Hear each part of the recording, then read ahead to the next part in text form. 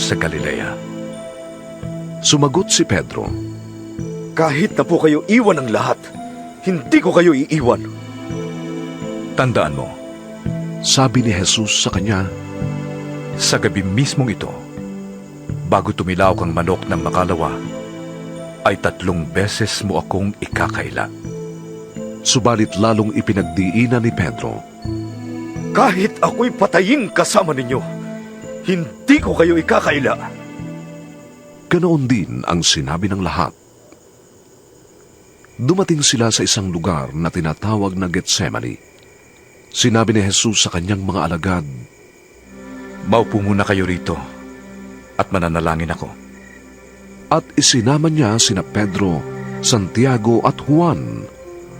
Nagsimulang mabagabag at maghirap ang kanyang kalooban. Sinabi niya sa kanila, Ang puso ko'y puno ng hapis at halos aking ikamatay. Maghintay kayo rito at magbantay. lumayo siya ng kaunti.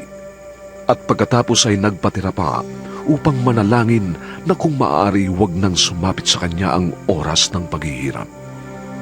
Ama, Ama ko, Sabi niya, magagawa mo ang lahat ng bagay. Alisin mo sa akin ang paghihirap na ito, ngunit huwag ang kalooban ko, kundi ang kalooban mo ang masunod. nagbalik siya at dinatnan niyang natutulog ang 3 alagad. Sinabi niya kay Pedro, Natutulog ka ba, Simon? Hindi ka ba makapagbantay kahit 1 oras man lamang? Magbantay kayo at manalangin upang huwag kayong madaig ng tukso. Ang espiritu'y nakahanda, ngunit ang laman ay mahina. muling lumayo si Jesus upang manalangin at inulit niya ang kanyang kahilingan.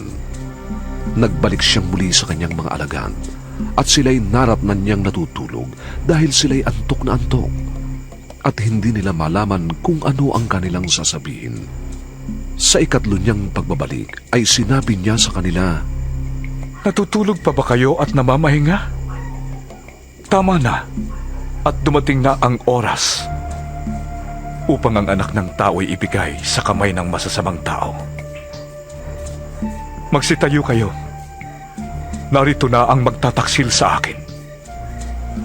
Nagsasalita pa si Jesus nang dumating si Judas na isa sa 12 alagad.